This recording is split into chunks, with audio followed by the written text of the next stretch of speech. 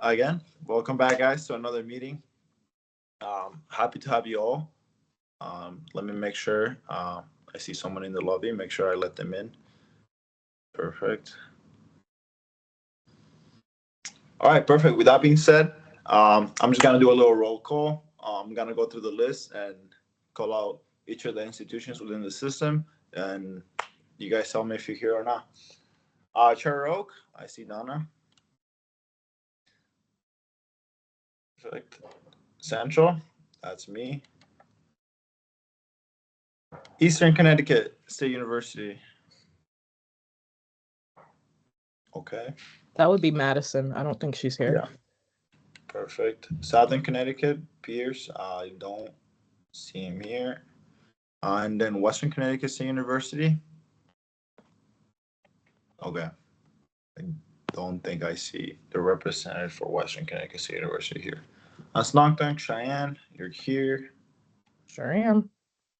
Capital. Yeah, that should be Anna. I don't see her here.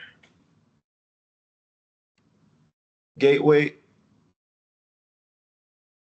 That's usually Jaleel. Don't see him here. Housatonic. Good morning, everyone. Hi, Michelle. How are you? Good Good morning, Michelle. Good, Morning. thank you. Manchester.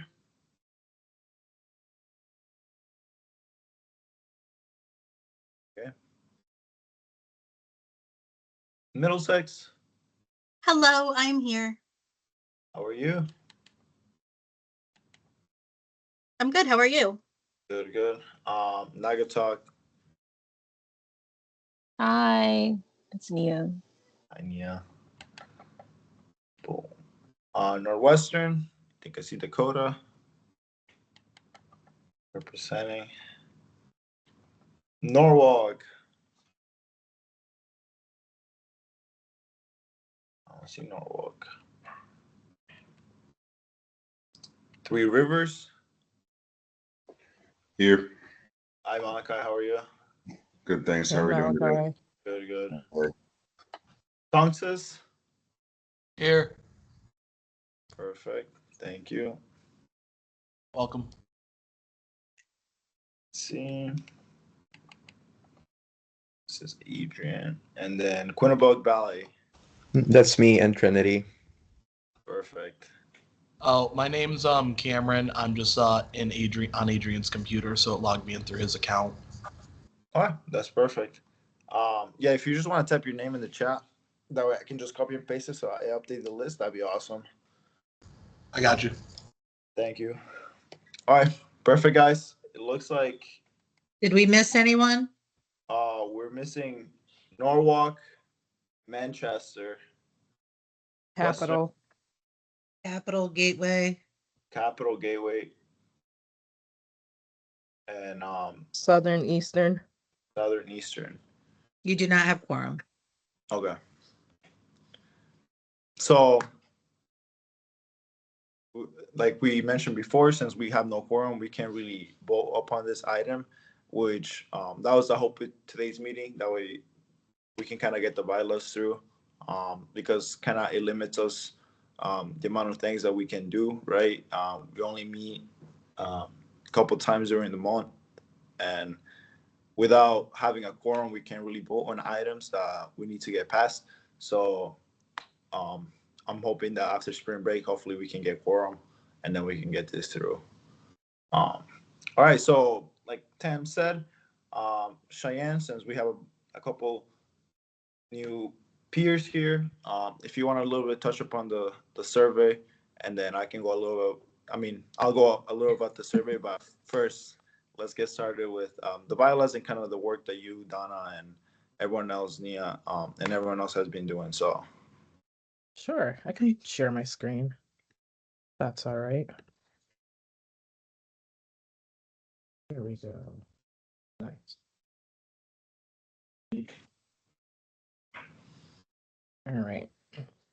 Hi again, everyone.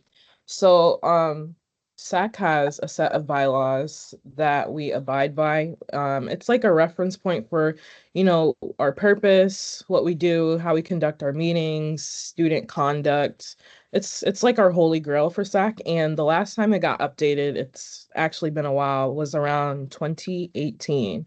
And as previously stated before, in order for our new bylaws to become adopted, it has to be presented over 2 meetings, and we need quorum. Unfortunately, we don't have quorum today, but we're hoping things turn out for the better after spring break. After our 2 meetings within SAC for our new bylaw proposal, it's going to be reviewed by somebody at system office, and then it'll be finally adopted. Over the course of these last couple weeks from last year coming into this year, I worked on a team with some phenomenal ladies within SAC, and I just wanted to give them a huge shout out for, spearheading, this project in such a short amount of time. And essentially everybody, our bylaws are done. We just need quorum and, time to review them as a group, but they're ready and set to go whenever. So I'd like to personally thank, and I will always thank you, Donna, Nia, Michelle, and Madison in her absence for, leading this with me, providing insight, and just honestly being rock stars. When you look at the new version of bylaws and you compare it to the previous version, it's like night and day. There were several problems with our previous version. It was out of date. Terms weren't clearly defined. It was confusing to read. We had to read it like 5 times, but our new version right here, it's simplified to the T. So it's about 5 pages long. Tam, Luis, should I go through each and every section, or? You can kind of just mention some of the changes you made fast. If we want to go through it, that's fine with me as well. Yeah. Okay. So with Article 1, our name and our purpose, we state that our organization is the SAC Committee to the Board of Regents. SAC's purpose is to assist the Board of Regents in fulfilling its statutory functions related to CSCU, Connecticut State Community Colleges, as well as Charter Oak. We'll never forget you guys, even though you're online completely. And then for Article 2, we define membership. SAC members are elected by SGA typically for every institution and university. Each institution gets 1 member and 1 alternate, just in case, you aren't able to make one meeting. We ask your alternate to be here, and, vice versa. If they're not able to attend, we would ask you to be here. You have to be in good academic standing with at least a 2.0 per semester. And we ask that you attend meetings regularly. We understand that life happens. Life does be lifing. You're allowed to miss up to 2 meetings, excused or unexcused. And if that goes over the limit, we're going to have a conversation with you and check in to see what's going on, because we do care about you. We ask that you actively participate and represent, your respective campus, and communicate SAC updates with your student body. So now we're going to dive deeper into SAC meetings. So SAC essentially meets almost every month. So we began in September. We went to October, November, December. January was like, winter break holiday time. So we take January off typically. We resume in February, go through March and April, and we wrap up in May. There might be an occasion where we have to call special meetings or, meetings outside of our normal meeting time, but that's on an as needed basis. When it comes to notification of the meetings, we try to get it to you guys at least 10 days in advance. So, structure and leadership. So typically SAC members serve 1 full school year on, the committee. We have some lingering questions regarding the start date, whether it will be, April, May, even though it's a transitional time for nominations, or will it be July 1? And terms are staggered. Our favorite section, quorum. So our new proposal for quorum is at least 3 out of 5 members from the universities plus Charter Oak. and 6 out of the 12 members from the CT State community colleges. So before, and currently our quorum numbers are a little bit higher, and can't blame people. It's kind of high. It's kind of hard to meet that right now. So we decided to lower it a little bit so we can have our meetings. Officers and duties. As you know, Luis is the chair. I am the vice chair. Also, if you guys have any yes. questions or suggestions. Yes, feel free to interrupt my team if you want to jump in. Okay, You are I more have than a welcome. question. Yes. What does it mean that terms are staggered? I'm not familiar with that term. So when we say terms are staggered, it's talking about, let me pull that up so everybody can see it. Oop. Yes, so when we talk about terms being staggered, I'm pretty sure it's relating to not only the chair and the vice chair, but the SAC committee members. So it's not like a one and done kind of thing. Oh, I'm just going to join for one semester. We want you to be on for both semesters. That, accumulates into the full school year, if that makes sense. I'm not sure I completely understand. So does it mean that it starts in the spring and not in the fall, or? So we begin in the fall and then we wrap up in the spring. And that's basically what staggered means? Yeah. Okay, I see. Thank you. Of course, no problem. Thank you for asking the question. Okay, where did I leave off? Okay. So section 4, our elections. Election time is almost here, everybody, and they're typically held in about April or May. We don't have a date as yet, but once we figure out or discuss a date, we can stick to that moving forward. For SAC, nominations, same thing, and voting is conducted by a secret ballot that will be sent to Tamara so she can tally everything up and have the results. Who votes in the elections? Out of Come again? curiosity. Who votes in the elections? The student body for All SAC members. Oh, all SAC members. Okay. Yes, so you'll have a chance to vote or run, Okay. whatever you want. Yes. Okay. So vacancies are filled within 30 days by a respective SGA member. Removal of officers. This is a new section that we included. Officers may be removed by a 2/3 vote of SAC for dishonorable conduct, academic dishonesty, or failure to fulfill the duties and responsibilities of their role. And we don't want to ever kick somebody out, but we just wanted to put this provision in place. For voting, everybody has one vote. Alternates can vote in the absence of their member. Proxy voting is not allowed. Everybody has to be present, whether it's in person or virtual, in order to vote on that day of voting. Article 5, committees, the executive committee. It's composed of 3 officers and any ad hoc subcommittee chairs, and it will manage SAC's operational functions. More specifically, the subcommittees are created as needed basis, as we did for, the bylaws and the survey. And membership is open up to all SAC members and their alternates. The subcommittee meetings can be scheduled outside our normal meeting times. Sometimes we meet in the evenings to get together and handle things, and that's been working well. When it comes to meeting transparency, all subcommittee meeting details are publicly posted. It's public information. Article 6, amendments. Bylaws may be amended by 2/3 vote of the SAC members present. Submission of amendments. Proposed amendments must be submitted in writing, reviewed by the executive committee, and discussed at least 2 consecutive SAC meetings before a vote is taken. Yeah. Monica, do you have a question? Yes, I did have a question. I didn't know of a better time to ask it. You're good. Oh, no problem. So I actually have my SGA meetings at 10:30 a.m. on Fridays, and so it's been a little bit of a confliction our last few SAC meetings. I know it was just a me thing, so I didn't want to have to change it for anybody, a rule for everybody. But if there's ever an opportunity to, vote for a new meeting time, how would that come about? That's a good question.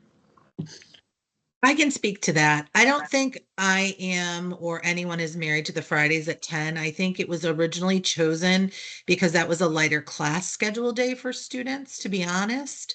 But I think that the SAC, whoever is sitting in the SAC chair and vice chair positions for the following academic year can put that out to vote for the SAC representatives, and they can make a decision based on the scheduling of the students that want to meet.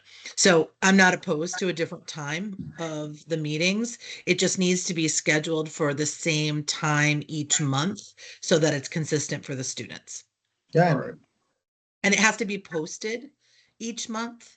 And there's just rules about putting up the agenda at least 24 hours in advance, and the meeting times need to be posted with at least a month's notice, is my understanding.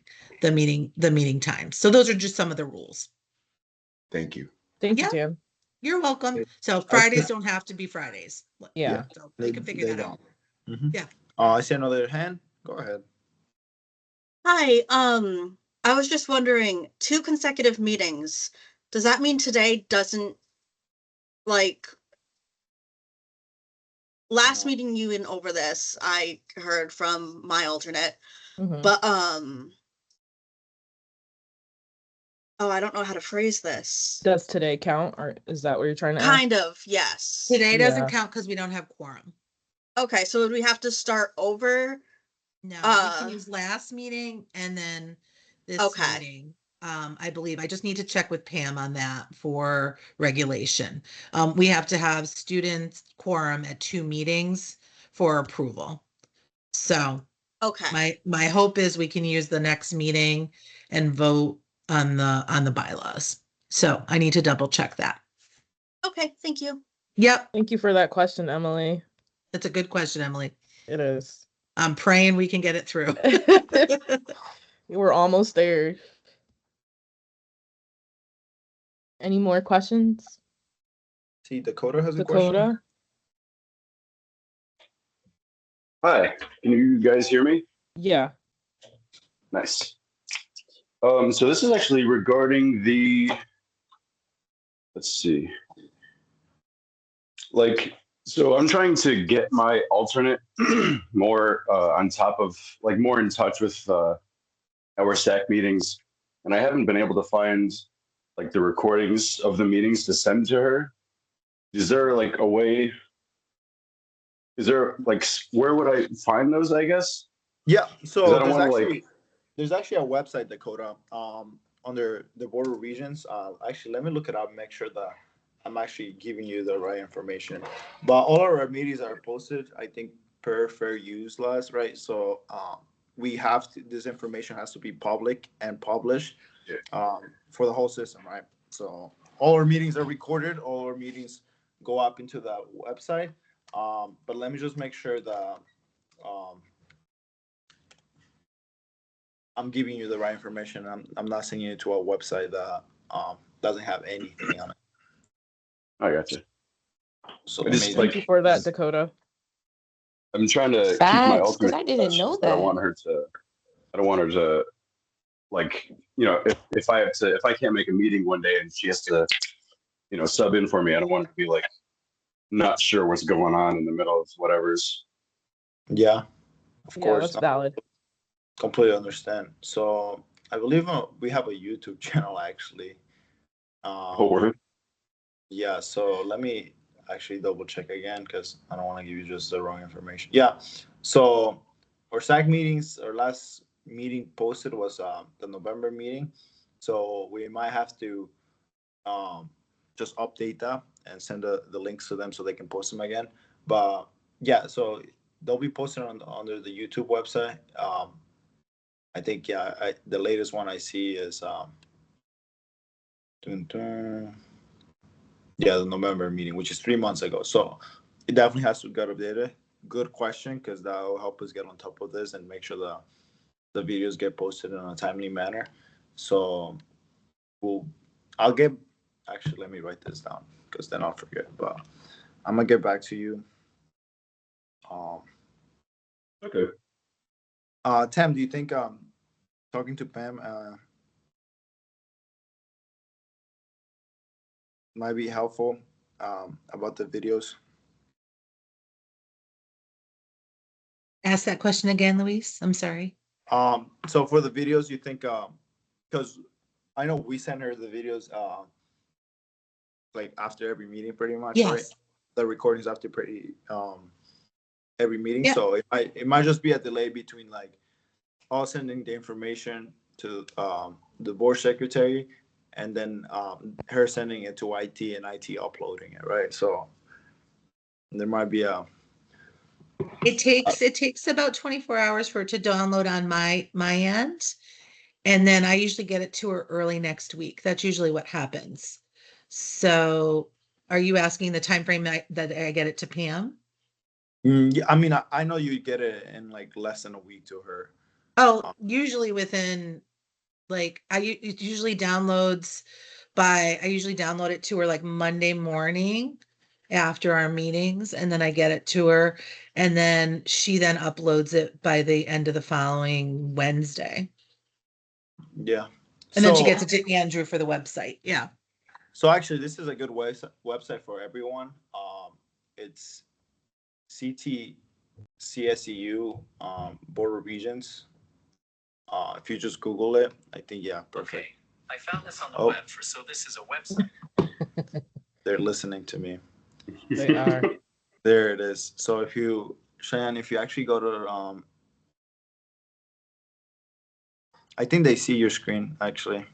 Oh yeah, I was gonna drop the link in the chat too, real quick. But I can go back to the what's wrong with the chat? Come on. Okay. I'll do it after. All right. So if you go to actually committees, I think it is. Oh. I think Cheyenne just disappeared for a second. Anyway, so the website is CSU Board of Regents, www.ct.edu /regents.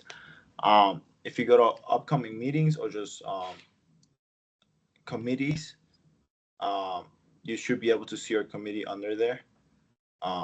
It's the Student Advisory Committee, and then we have our bylaws listed there. Then if you're Luis, why don't you share your screen so he can see what you're talking about? Yep. Let me. Thank you. I have two displays going on, so let me just make sure I join through the meeting here.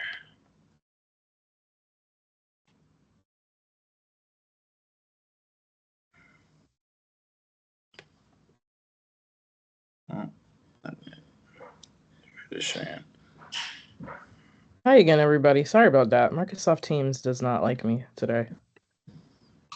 But as I was saying before, this is the Board of Regents website. Okay, perfect. There are our members. There's Luis and I. Luis and I are also voting members, so that's key. And if it lets me, I'm going to drop this link in our chat for everybody. There we go. Perfect. You show them where the meeting link is, please. I've been on the site a bunch of times, but some of the newer people haven't. So just show them where and that's where the agendas are loaded to. Mm-hmm. We'll put the link in the chat. Upcoming meetings. If you go to upcoming meetings, I think they should have it there. And then they have the link to the YouTube channel and the upcoming meetings coming up. So March 27th, there's a Board of Regents meeting. If you guys want to listen in and like watch what's going on within the meeting, highly recommend. It gives you an understanding of what's going on within the system. At least one meeting. Technology again, right? So all of these meetings are part of the Board of Regents, and a lot of the decisions that are happening across the system happening in a lot of these meetings.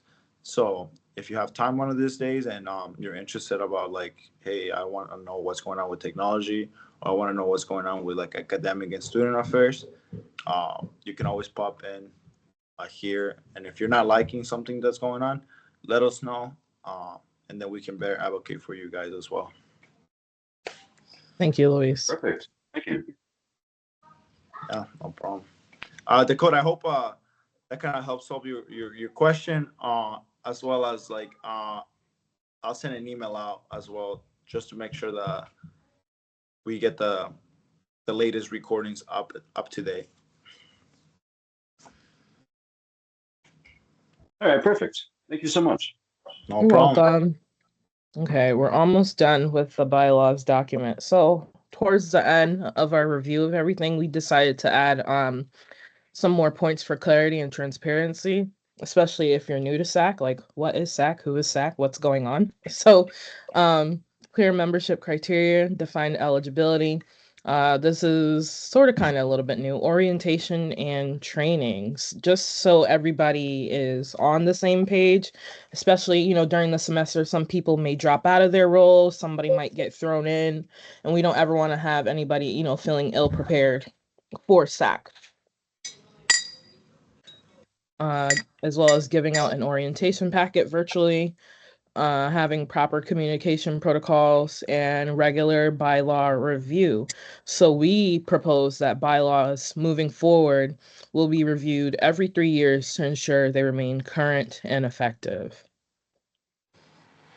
And lastly, or second to last, we have an addendum with definitions for some of the words that we use throughout the document. And I think this is where we got to last meeting. I had some questions proposed for our SAC group, and we started to answer some, but I know everybody wasn't here at this last meeting, so I can go over it again. Luis, what do you think? Yeah, I mean, do you think potentially having the forum might be helpful to ask these questions, or? Okay, I could leave that for then. Yeah, I think that way we can actually get the feedback that we need, and that way actually push it through and actually make it happen, right? So I really like the so actually in previous discussions we've had with a lot of students, it's come to like Cheyenne's and I's attention that like you know, once you kind of like get thrown into SAC, that's kind of similarly what happened to me. They're like, hey, there's this committee, go be part of, good luck. Right, we want to change that. We want to make sure that you're informed. We want to make sure that you know the implications that comes with being part of the SAC committee, and that has been a huge emphasis that I've been trying to push, being the chair this year, because I want to make sure. I mean, Donna has been here for a couple years, so she has a little bit of experience with different chairs and vice chairs, as well as how the meetings have run. But correct me if I'm wrong, but there hasn't really been like, okay, this is exactly what entails being part of the SAC, right? And I'm gonna be working for the next person that will become the chair to make sure that they emphasize that, right? Make sure that the students coming in know exactly what the SAC is, the implications, and um, how it plays out in the grand scheme of things, right? If you think about it, we're like, you're second to the top to where the decisions are made. So your feedback is highly instrumental, right? You can potentially impact tuition or what we advocate, right?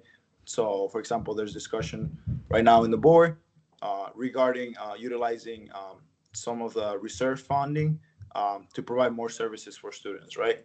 And your input is going to be instrumental for that vote to go through, right? Because that's going to allow me and Cheyenne, right? Food pantries was part of the discussion that we're talking about, right? And actually, I want to hear you guys' thoughts on this. That way, because I've been fidgeting with this idea for some time. So they're like, okay, let's invest money on food pantries. But my thought process is like, okay, although that sounds altruistic and good, right? I feel like the need for those food pantries has been fulfilled by the universities themselves, right? I know the at Central, for example, we have a pretty robust food pantry. I know the Northwestern, for example. Uh, I know Professor Brada used to work, and Professor Kelly used to work very hard on having a food pantry.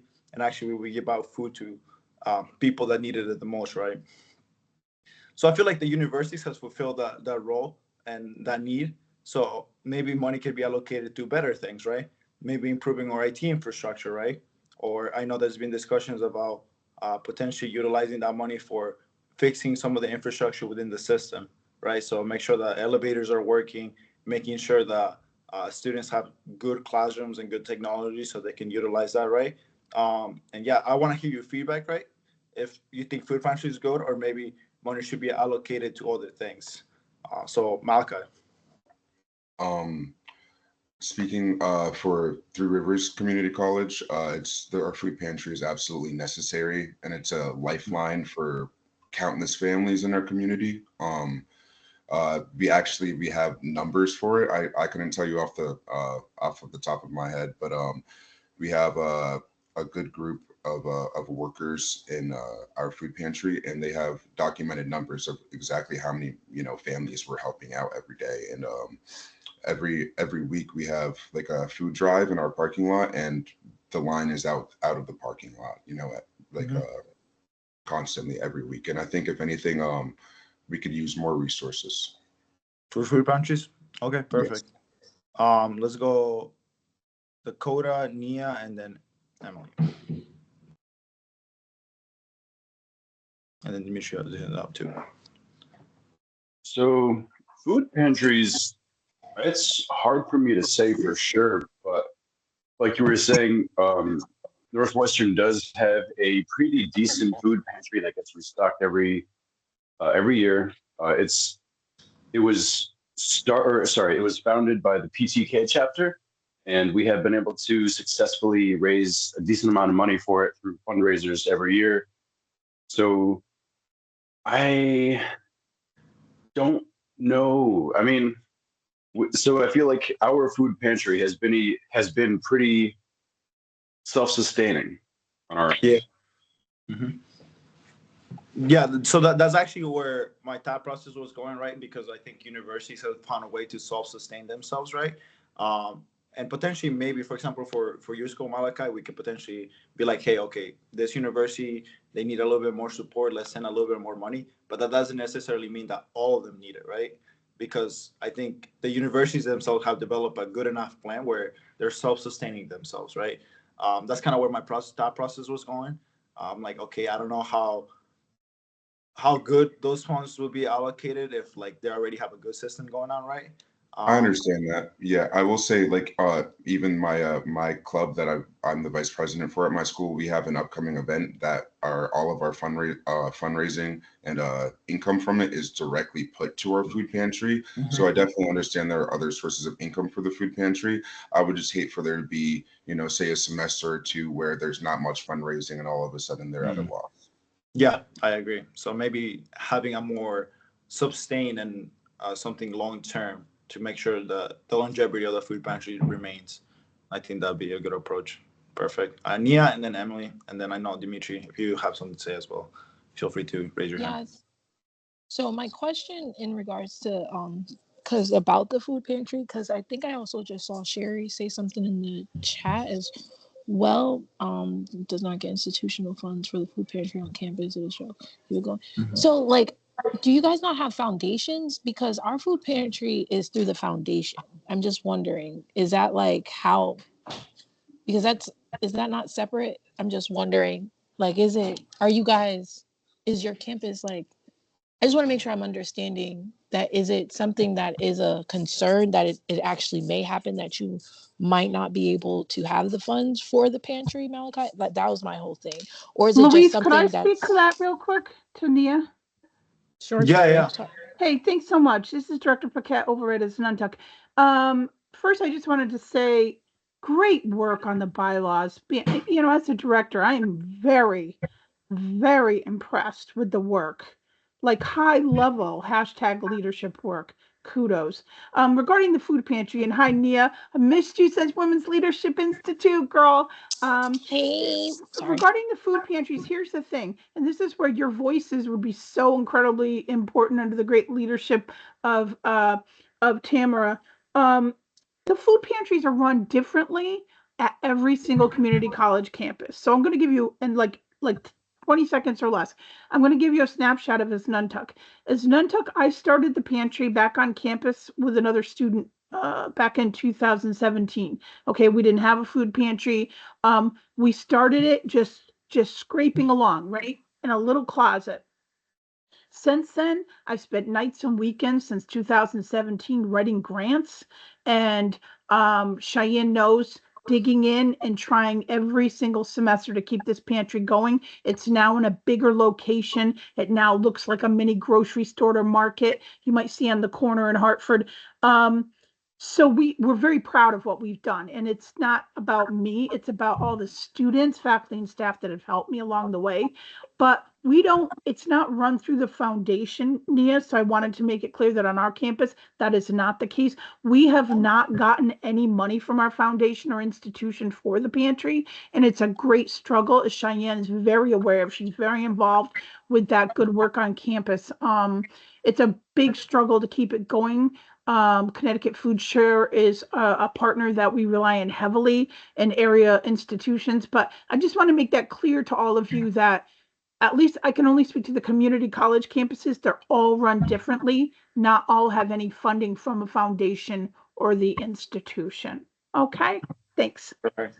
Thank you, Thank you Sherry. for that, Sherry. Emily. Hello, I'm sorry if you can't hear me over my computer taking off. But I know here at Middlesex, our food pantry is kind of struggling. We do have a lot of students who rely on the food pantry, including myself sometimes. And sometimes there's just not enough for students for it to go around for all the students. And I think that's something that's more common in the community colleges than the universities, is reliance on the food pantry. Yeah, I agree. I mean, so I 100%. So I think I just want to emphasize, right? Like this is what we need, right? This is the discussions that we're looking for, because this allows me to be like, okay, maybe my thought process was like, maybe some universities have a robust food pantry, but it's because they're maybe they get foundation money, maybe they get some other sources of income or different partnerships, right? But I think that's part of the issue, right? I think that's where the issue lies, where like we're all doing things differently when at the end of the day we're a whole system, right? Like I feel like there should be more cohesion, right? More sense of like, okay, like let's look at this campus. That this campus has a well-running food pantry. They're getting funding from their foundation. How come they're doing that, right? Since now we're a big system, right? Let's get some ideas, some feedback. And I think that's part of the conversation, right? I know IT infrastructure has been a huge issue for a lot of students as well, right? Had like good access to like computers and technology, right? And as things are moving forward as well, I think there's a need for that. And for some reason, the elevators have been a huge discussion for a lot of students. Elevators not working, which I think is kind of a little crazy in my opinion. But yeah, I want to hear everyone's feedback as well. So I know, Tam, I think you wanted to say I just wanted to share that we had just done a presentation for the Board of Regents regarding food pantries. So there's a summary report on food pantries across our system, and I will share that with both Cheyenne and Luis. You were shared with the Board of Regents already. I believe you have it, but I'll reshare that and you can share that with this group. So there's a summary report and it reviews everything in our system regarding food pantries. And we also have to do a report every 2 years to the legislators on our food insecurity across the system. And that report lies with my office currently. We also have a grant with Stop and Shop that Leslie Mara in our system works with, and that also helps some of our food pantries across our system. There's other resources that we need to explore to help our food pantries across our systems. Our food pantries have also transitioned over the years. They were very food focused. They have changed and they have now done toiletries and other items. So they've kind of shifted in what they're providing our campuses. But I do know that some campuses had food services. Some of the universities have other items in them versus the community colleges. So they do vary, the hours vary. So we do need to take a deeper dive at the resources that each of the campuses have, but we also need student voices to tell us what those resources are and how they are working for our students on our campuses. And those are the puzzle pieces that we do not have fully vetted. And that's why we're looking to do that student survey. That's why we're looking to get more information from students, and the student voices will impact the resources and also how we are looking at various funding to support those resources on our campuses and shifting those resources for students. If we don't know what students are needing and wanting, we cannot go after grant funding and also resources that we know students need. And we need to prioritize what those resources are and figure out what those top resources are. So I'm going to stop talking there, but there is a report on food insecurity that did just come out. And I'd like to share it with this group so that you can see the work that has been done thus far, because a lot of great work has been done and funding has been gotten, but more has to be done to close the gaps that are happening on some of our campuses. And we all know some campuses get more resources than others, and that's an equity issue that we do need to address. Yeah, Malachi, I just want to, before I get to you, I know some people were typing in the chat. Trinity said I was disappointed with our pantry offerings.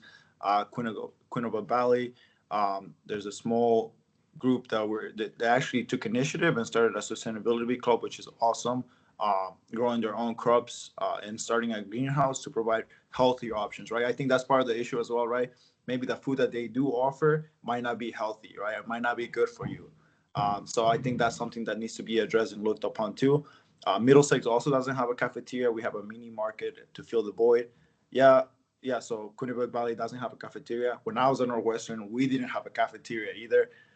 So actually what we did, and I don't know, Dakota, if they're still doing this, but we allocated money from the student activities fund, and we actually bought food and snacks for students, so they can have it for free, right?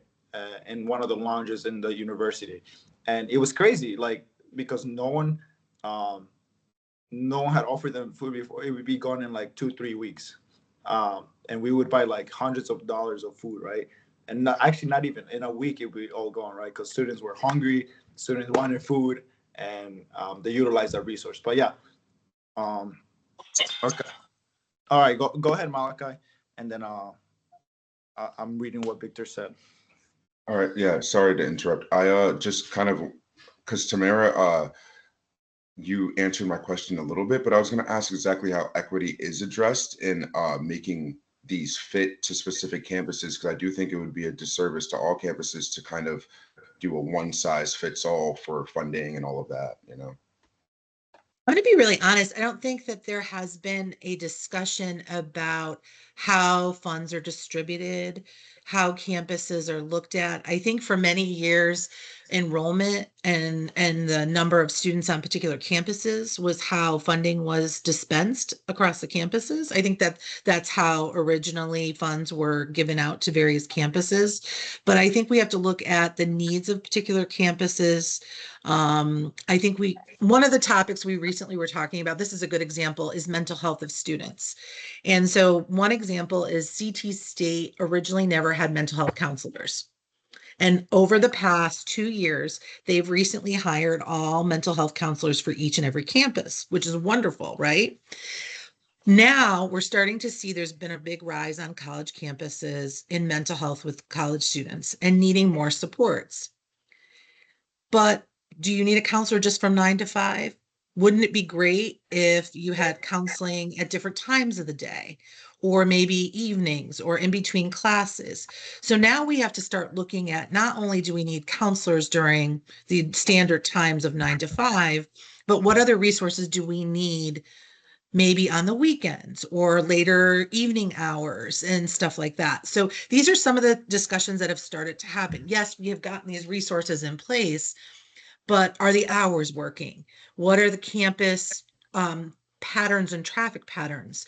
So we have this thing called a heat map, and you can see on a campus, we can pull the times when they're the heaviest classes, when there are the breaks in between the classes, when there's the most classes happening on the campuses, and they're called these heat maps. We can look at those and we can see when students have the most downtime, and we can run programs then. We can have more hours for counseling during those times. We could have more tutoring hours for the classes that are harder, like the maths and the sciences. So there's a lot of ways we can address equity, but we have to be very strategic about it. And I think years ago, we just used to kind of hire people, fill the pantries with this kind of food and make decisions unilaterally. And now I think we need to be a little bit more strategic. We have to look at what works for students, what hours are best, what kind of services do students want. Maybe we need to look at more group counseling sessions. Maybe students would feel more comfortable talking in groups with their peers and having more like peer sessions talking about stress and anxiety. There's a lot of different things I think we have to look at. That's just one example, Malachi, but I think we can't do a one size fits all for the resources for students. We have to talk about equity more globally, and it's not just food, it's mental health, it's tutoring, it's transportation, it's everything. Yeah. So to your point, Malachi, I think that's kind of like what my goal is with this survey, right? To make sure we gather feedback, right, from not just like Central or Northwestern or Naugatuck Valley or Quinnipiac Valley, right, but rather the whole system and the students in the system.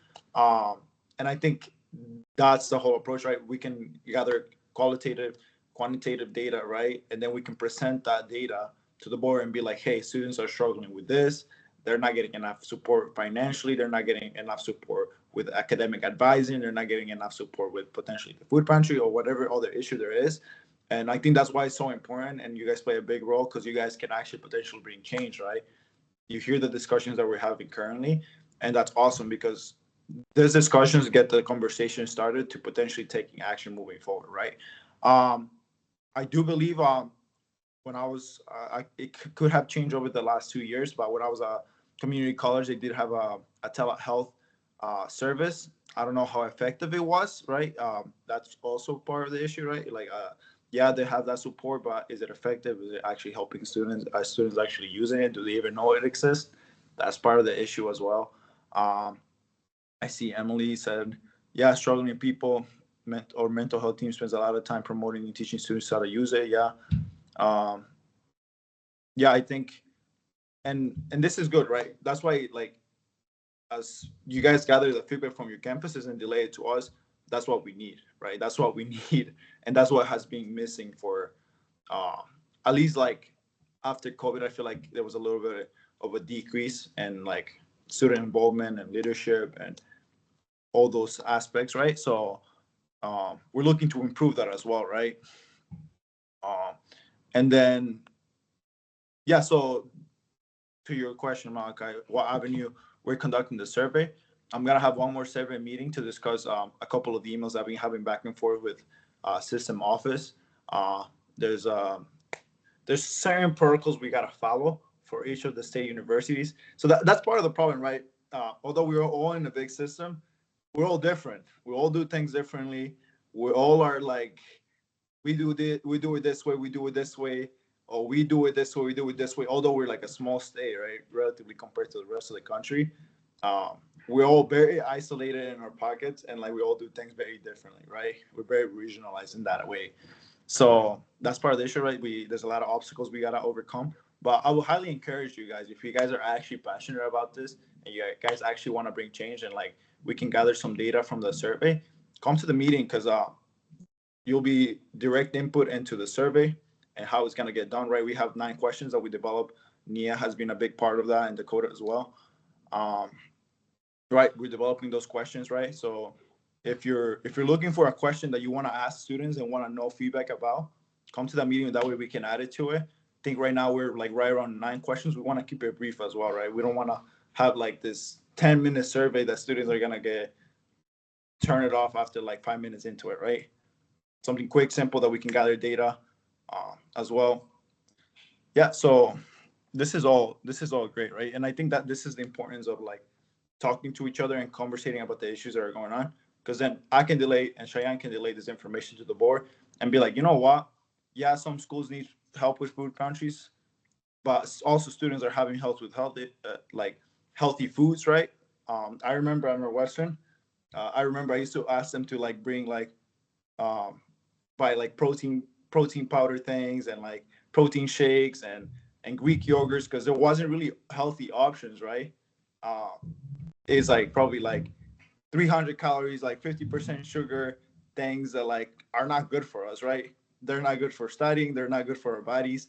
So also like emphasizing that, and I think that's not just a system thing. That's uh, a whole country thing, right? Where um, healthy foods are hard and more expensive sometimes.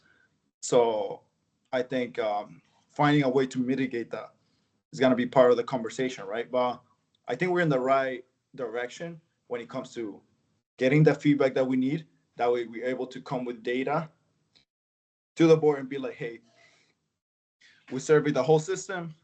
We got maybe 10, 20,000 responses. Here's what we found, right?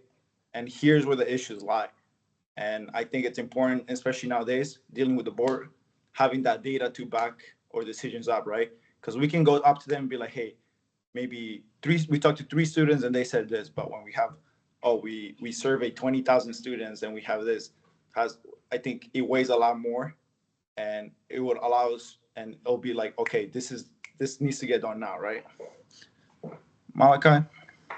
Would we be able to make a sort of database or meeting platform over Outlook or Google where we'd be able to go in and all put in the data that we collect so that we can share it in a convenient manner and be able to compare and contrast in that way? Yeah, I think that's a great idea you bring. Currently, we don't have anything like that, if I'm being quite honest. But that's something we can develop, right? Maybe we can talk to the IT department, having um, a feedback page within that website that we showed you guys today. Maybe that'd be helpful, right? Like, hey, leave any concerns and problems that you're encountering in your campus, right? Maybe that'd be a good idea of like going about it, right? Just having somewhere where students can go with their feedback and be like, hey, like this is what we're struggling with, and then that data will get collected, right? I think Yeah, that's because our biggest issue is communication between the campuses right now. And as students, we're the students' direct line of communication, and we don't even have a platform to, share beyond our meeting times. Yeah, I 100%. I think the survey is going to be a good conduit to identify what the top issues are, especially if you get a good response. And then you can create subcommittees out of those through SAC. You know what I mean? And then really almost like dig deep on those. I think that's the first thing we have to prove is what are the things that students are coming around and identifying as the top issues. Because we don't have data around that, Malachi and crew. We don't know, we've heard subjectively what the problems are, but we don't have data like Luis said of 15, 20,000 students. We've heard from a handful of students at some campuses, these are the problems. But if we have the data from a survey that says these are the big issues you need to address, then we're going to have weight behind it. How should we conduct these surveys on our campuses? We have to do it through what Luis is doing, this big survey as a group, and put the questions all together, go through IRB, go through the centralized process and gather it that way. That way we know it's a reliable and valid survey. It's been approved through the system, and the questions are written in a way that we're going to get the information properly from the students. What we're going to need is all of you and your SGAs to help us get students to respond to the survey. That's the piece that we need, is all of you to be almost like our spokespeople. Like you're the ones who are going to be like, did you do the survey? Did you do the survey? And you can help us get the links out and that kind of stuff. That's what we're going to need on that side. So you're going to be part of the data, but it's going to be after the survey is created and the link is out there. Yeah. So actually, to your point, also like Cheyenne and I foreshadowed like there needs to be an incentive for students to like do the survey as well, right? So we actually requested funds from the Board of Regents. I think we said like around like $2,000 of money that we can turn it into gift cards and have a multiple $50 gift cards, right? That might incentivize more and more students to fill the survey as well, right? $50 gift card that can be, I guess, I would do a survey for $50, right? I think anyone here would. So I think having that incentive as well is gonna be important. We'll go Nia and then Dimitri, and then we'll come back. Dimitri can go first. I'll go after that. Go ahead, Dimitri. So I was just, I'm sorry if I missed if this was already said, but when exactly would this survey be conducted? When it will be ready, approximately? Just wondering. So it all comes down to how much effort we get from everyone, right? So, I myself, I'm a student as well, right? And I only have so much limited time on top of like my other responsibilities, right? So I've been working very diligently, formatting the meetings, getting the meetings together, organizing the meetings, having somewhat of like some sense of direction when it comes to like taking the steps moving forward and to formulating the questions, right? But it all comes down to like the effort that we all put as a collective, right? If we all as a collective are like, okay, this is what we want to get done, this is what we need, let's all get together and work towards this, then it can be done really easily, right? But if then again I'm the only one pushing for this, then I can only do so much being one person, right? So would the entire SAC committee be contributing questions that would be put in the survey and stuff like that? What do you mean by collective action is my question. So we already have somewhat of like a baseline of like the questions that we picked 3 key areas. I believe, let me actually pull it off. That way I'm not giving you false information. But so we focus on 3 key areas. We had like subcommittee meetings prior to this. It was probably before you got here, if I'm being honest. But basically, here it is. So we focus on academic success and accessibility, right? From the subcommittee meetings that we had, campus and digital infrastructure, meaning not just digital infrastructure, but campus infrastructure as well. And then financial accessibility and affordability, right?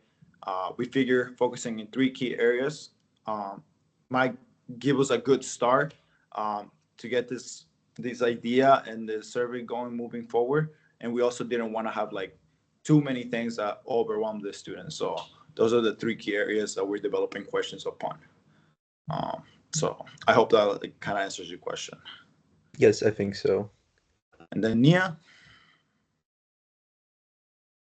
Yeah, so I just wanted to like make sure I'm understanding, like confirming that understanding like what everyone like in a sense is asking, because am I correct in like it's in a sense people are wanting to have kind of like have a student survey without the committee like doing the student survey? I just wanted to, I'm sorry, I might have gotten a little lost on that, like because I was thinking I raised my hand when Malachi was speaking, and then so I just want to, but then no offense, I am at work. So kind of, multitasking. So yeah, I just like understanding like, so the survey committee is different, and that's what we're still working on, so we can have the right questions, correct, for everyone.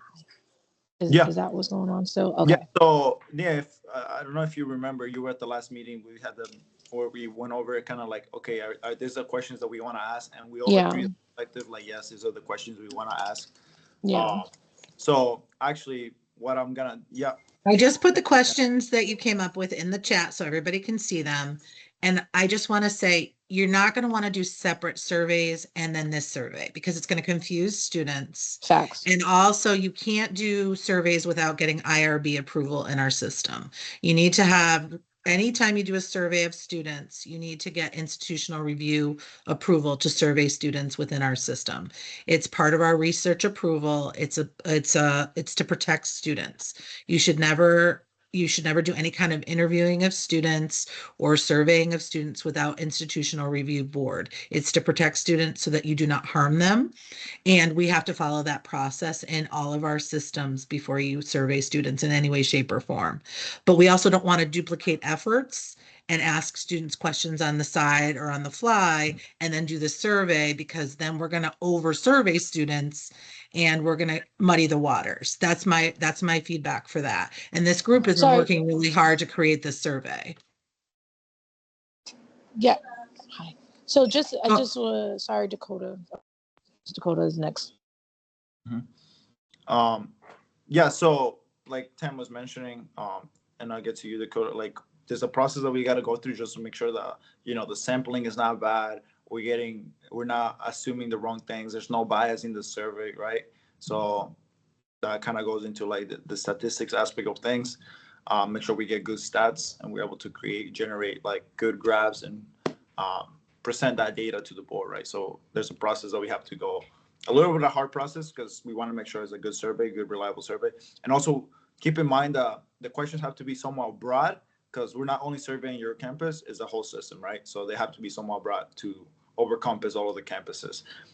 Dakota, and then we can kind of hone in on the date. I know Donna I know you're an action oriented person. I love it because it helps me keep me accountable with the date and the time where we're gonna be meeting. So we'll get to that after Dakota's question. So I guess this kind of leads into that. And maybe you were already planning on answering this or addressing this.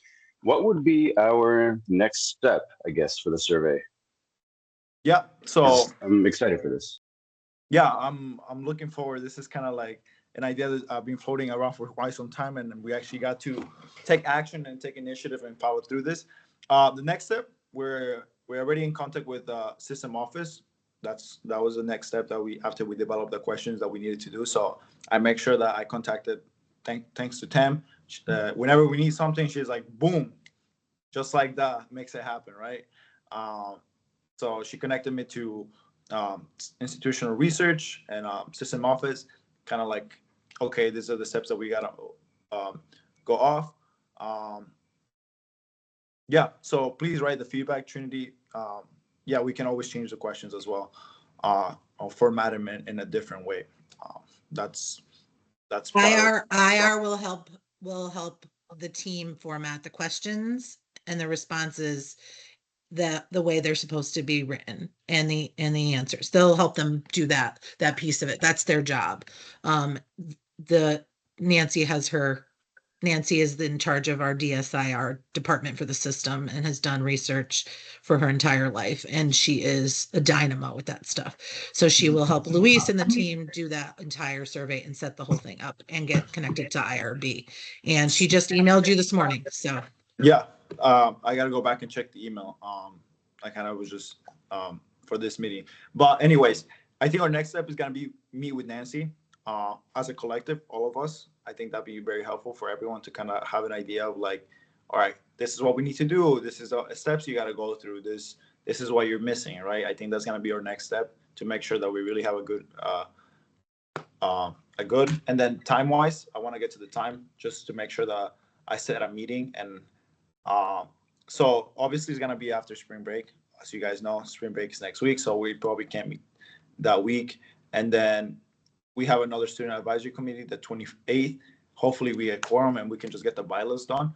But so the latest one we can do is either, if you guys are up for it, we can do a session right after that meeting, or we can do the 28th, March 28th for a meeting. Actually, March 28th, that would be the meeting. So it'd be April 4th.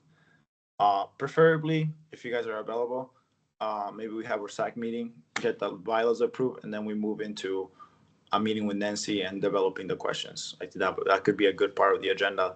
And since everyone's gonna be here, I think we'll get quorum plus everyone's feedback. So is that something that we can add to the agenda, Tam, for that meeting? You're gonna have to confirm that Nancy's available. I don't know, Luis. So okay, so yeah, as soon as you're saying with the survey subcommittee meets with Nancy. Well, yeah. So the survey subcommittee, the people that are interested in joining the survey, honestly, I would like to keep the conversation to the whole SAC. I think that's going to be too much with Nancy. I think it's going to be the subcommittee, you and Nancy. Yeah. All right, perfect. So potentially the 28th, just because of time wise, right? Like the semester is almost coming to an end. I think the sooner the better, right? So that way we can actually go through this and get this initiative done. So either Friday, March 28th at 12, or we can do the earliest one after that. It can be a Monday as well, Monday 24th. I'm usually somewhat available during Mondays. So that could also be an option. And if not, we would have to push it to either the next Monday, the 31st, or April 24th. I mean, April 4th. And that's a Friday. So if we can come up to a decision today, that'd be great. The 28th would work. At 12 would work. So if we all are good for the 28th at 12, I'll send an invite to everyone, and then you can decide whether or not you want to be part of that conversation. You have to check with Nancy Yeah. for Well, availability. yeah, either way, I think we should meet either way, whether Nancy's going to be there or not. So I think the 28th. Okay, perfect. So we'll do the 28th at 12. If you're not available, it's okay. We'll fill you in. We'll generate some minutes and send it to everyone. But we'll do the 28th. And I think everyone's feedback is much appreciated. So please, if you have some time that day and you want to have an impact at the system level, this is a great opportunity for that. All right, perfect. So I'll schedule a time for, and I'll be sending an invite to sometime today. Just make sure you accept it.